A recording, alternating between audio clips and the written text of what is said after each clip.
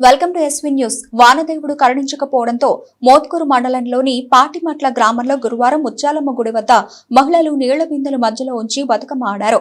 వానదేవుడా వానలు కురిపించు అంటూ వేడుకుంటూ పాటలు పాడారు.